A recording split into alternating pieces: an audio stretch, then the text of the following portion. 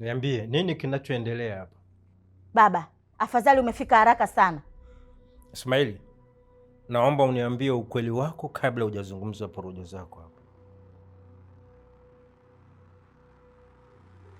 Baba, huyu hatakwambia ukweli. Ukweli kamili hapa atakwambia Asha pamoja na Asia.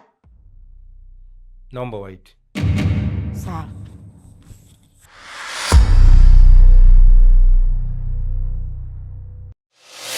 Muza tambi, muza tambi. Asha, haya niliyesikia ni ya ukweli? Hapana baba, sio kweli. Baba, hawa wana mahusiano ya siri. Tena ni mwezi mtukufu wa Ramadhani. Alafu wao si ni ndugu hawa? Hapana baba, sio kweli. Mimi sijawahi kuwa na mahusiano na Ismaili. Ukweli ni upi? Ukweli ni kwamba baba, mimi hapa nimekuja kusoma kwa ajili ya wito wako wewe. Na sijawahi kuwa na mahusiano na Ismaili. Kwa hiyo mimi Mr. Uzando amenidanganya, si ndio eh?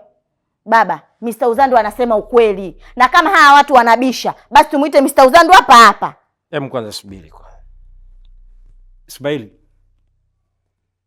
nataka uniambie ukweli. Baba, mi Asha nampenda lakini hanipendi.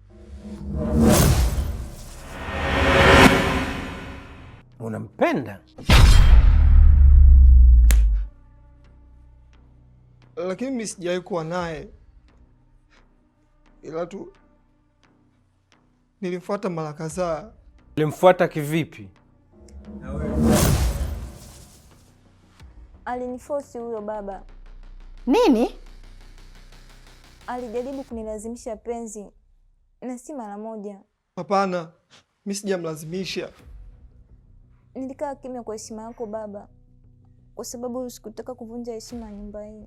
Sasa leo tuiache kama ilivyo, lakini kesho asubuhi baada ya swalati asubuhi nitamleta Sheikh Mansuri hapa. Na Sheikh Mansuri ana makarama yake, anajua kila kilichojificha. Na ole wake yoyote atakayegundulika na tatizo hilo, adhabu kali na mkabili. Yaani mimi sijakubali kabisa yani. Yaani mimi hili swala wala si aliafiki, sema tu ndo hivyo.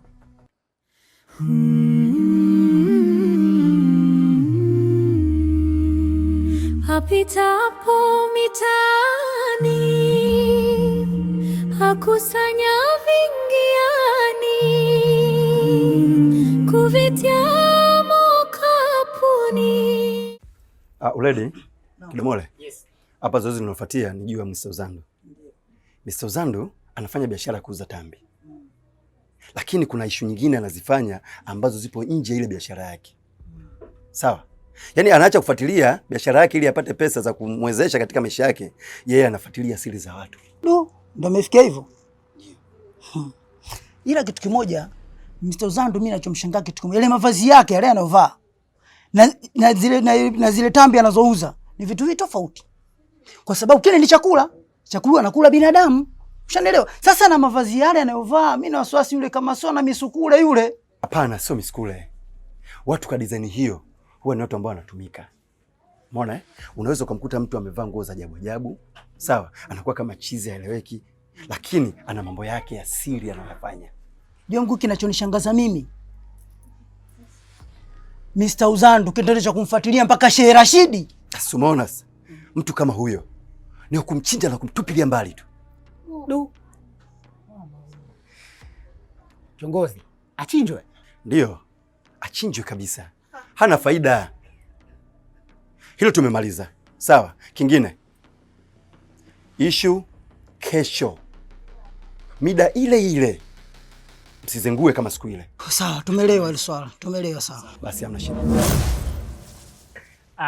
Mama Aisha. Unajua Mama Aisha, wewe ni mwanamke wa tofauti sana kwenye jamii inayotuzunguka. Watu wanakuzungumzia tofauti sana. Kwanza una heshima, una adabu. Pia ni mnyenyekevu. Hadi kuna muda natamani iwe Unatamani iwe nini? Mama Aisha, wewe ni mtu mzima. Vitu vingi ninavyovifanya kwako wazi vinajionyesha, ila acha nikuweke wazi na nikwambie tu kuwa mimi nakupenda.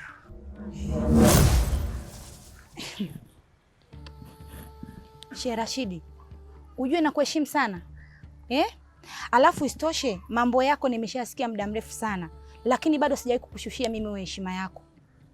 Hivi kwa nini unakuwa na mambo kama hayo? Sasa nataka nikuulize kitu. Vitendo vyako unavyovifanya na hao waumini ambao wewe wanakufuatilizia wewe, hivi unatengeneza nini hapo? Sasa hapo Mama Aisha ndipo unapokosea. Waumini wanatakiwa kufuata maneno yangu na sio kufuata vitendo vyangu. Basi hata sisi waumini tusingefuata vitendo vya Mtume Muhammad. Mtume Muhammad alikuwa anasema na alikuwa anatenda, na ndio maana mpaka sasa tunazifuata sunna zake Mtume Muhammad. Iweje wewe uje kusema maneno kama hayo? Mbona umekuwa kituko na kichekesho wewe? Ukistaajabu ya Musa utayaona ya Firauni. Haya, unalo lingine la kuniambia?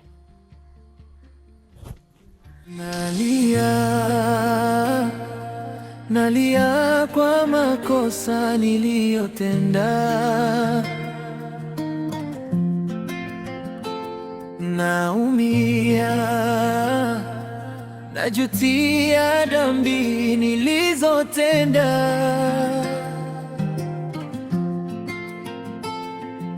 Nilijawa na tamaa, shetani kumsikiliza, sikuona ni hatari, lengo kulitimiza. Mr. Zandu, kwanza namshukuru Mungu kwa kunikutanisha mimi na wewe hapa, sababu nimezulula sana mtaa mzima kukutafuta wewe. Ila nashukuru nimekukuta hapa. Wewe ni jirani yangu, ndugu yangu, Muislamu mwenzangu. Hapo wewe sikopeshi. Umeanza vizuri tu, ndugu yangu, jirani yangu, mshikaji wangu, Muislamu mwenzangu, mwisho sema wewe nikukopeshe. Wewe sikopeshi. Huu mtaa mnakopa. Niseme tu ukweli, huu mtaa mnakopa. Na hii biashara mimi itanishinda. Babu ukiangalia tu Mama Aisha na mdai 9,000. Kwa kina Said Rupia na dai shilingi 12,000. Yule kani yule Abduli sio Abduli yule na mke wake yule Chiti na dai 8,000. Afu ananikwepa tu. Wewe nawe sema jirani yangu, mshikaji wangu nikukopeshe. Mimi kitu ambacho nimekiamua katika mtaa, kuuza tambi na acha. Sasa hivi nataka niuze zangu piko ama hina, kwa sababu nimeona watu mnafoka sana na nguo za sikukuu. Asa mimi mtu akinikopa piko sio mbaya sana, sababu sitakuwa napata la kwenye kumchora. Labda umenifikiria vibaya ndugu yangu, ila nimekutafuta muda wote hivi sababu nilikuwa na lengo. Navyokuambia huko nipotoka nimekutana na vijana wengi sana.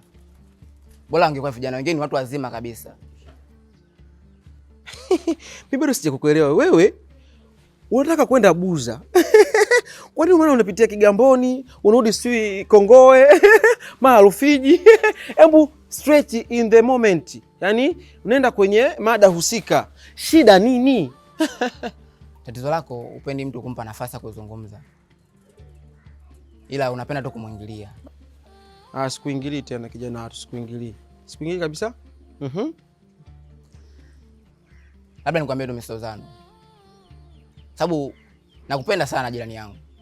Wewe koma niambia vipi bwana wewe, mjinga nini? Mimi wa kiume. Wewe utakunitusi wewe. Kuna watu wanakutafuta na wanataka kufanya kitu kibaya. Hivyo cha msingi ndugu yangu, fanya unavyoweza na kukimbia tu katika mtaa. Wewe.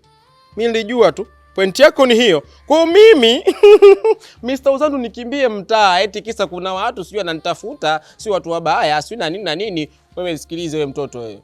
Wewe kwanza mama yako yuko wapi? Hapana, mama kaenda sokoni. Sasa mwambie mama yako mimi namdai shilingi 6,000 zangu.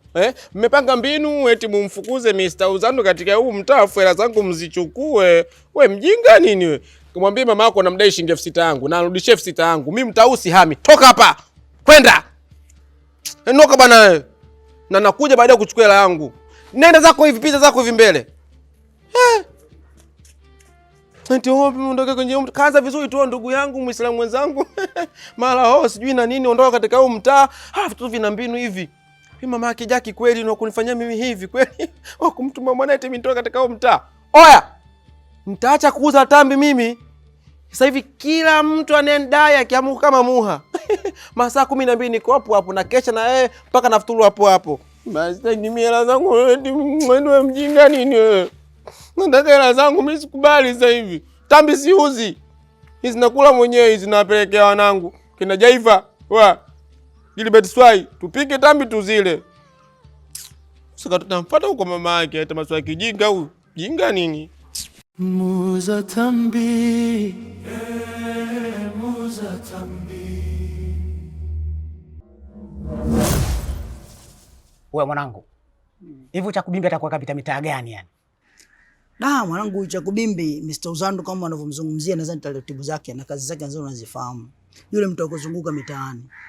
Au vipi? Anauzoza tambi saa nyingine katika kuuza tambi kwake kafungiwa ndani, anamwaga umbea wake na yule unamjua kama anavyopenda mteremko. Kumbe na mambo mengine anafanyaje? Yanaendelea. Sema nini mwanangu? Iwe mvua iwe jua. Lazima tumtafute jamaa. Hilo mwanangu ndo loliacha hilo. Yaani hilo ndo loliacha babu. Au sio? Nakubali mwanangu. Eleweka. Yaani hizo babu.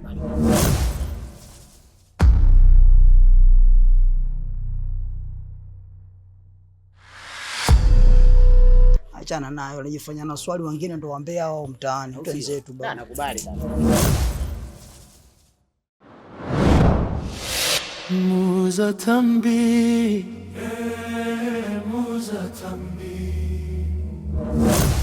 Muuza tambi.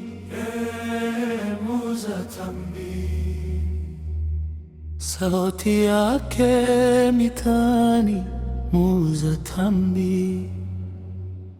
Apitapo mitaani, akusanya vingiani, kuvitia mokaponi, vyatishi amani.